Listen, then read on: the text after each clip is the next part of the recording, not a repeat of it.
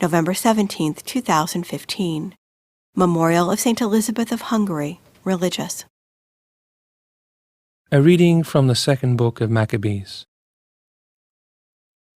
Eleazar, one of the foremost scribes, a man of advanced age and noble appearance, was being forced to open his mouth to eat pork. But preferring a glorious death to a life of defilement, he spat out the meat, and went forward of his own accord to the instrument of torture, as people ought to do who have the courage to reject the food, which it is unlawful to taste even for love of life. Those in charge of that unlawful ritual meal took the man aside privately, because of their long acquaintance with him, and urged him to bring meat of his own providing, such as he could legitimately eat, and to pretend to be eating some of the meat of the sacrifice prescribed by the king. In this way, he would escape the death penalty, and be treated kindly because of their old friendship with him. But Eleazar made up his mind in a noble manner, worthy of his years, the dignity of his advanced age, the merited distinction of his grey hair, and of the admirable life he had lived from childhood. And so he declared that above all he would be loyal to the holy laws given by God. He told them to send him at once to the abode of the dead, explaining, "At our age it would be unbecoming to make such a pretense. Many young people would think the 90-year-old Eleazar had gone over to an alien religion.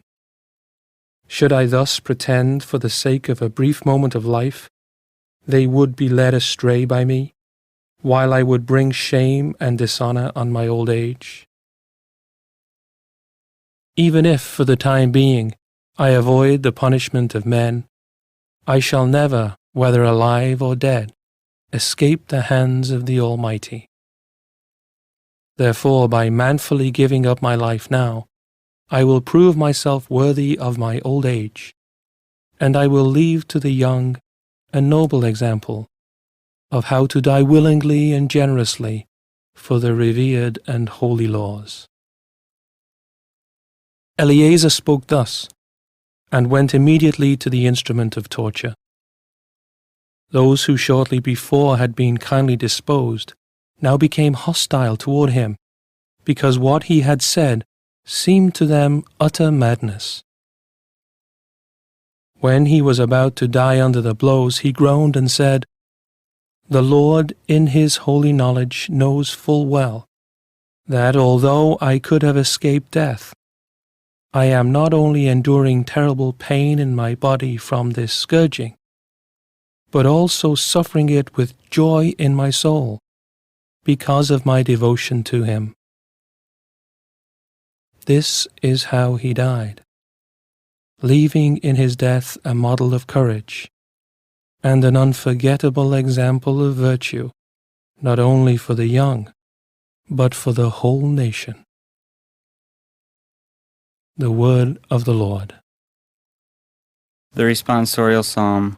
The response is, "The Lord upholds me." O Lord, how many are my adversaries? Many rise up against me. Many are saying of me, "There is no salvation for him in God." The Lord upholds me.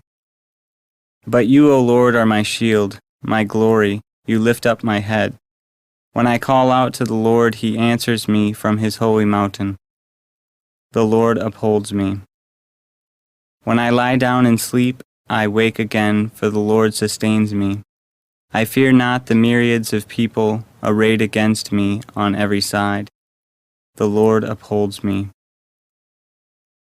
A reading from the Holy Gospel according to Luke. At that time, Jesus came to Jericho and intended to pass through the town.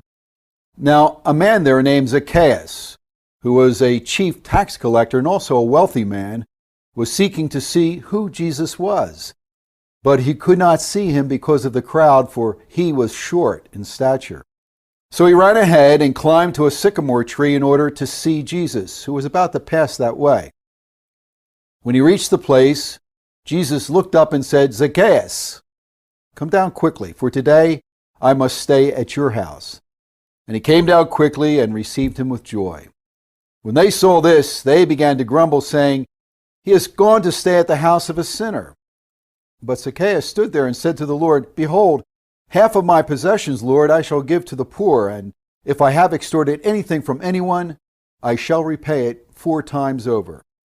And Jesus said to him, "Today salvation has come to this house, because this man too is a descendant of Abraham.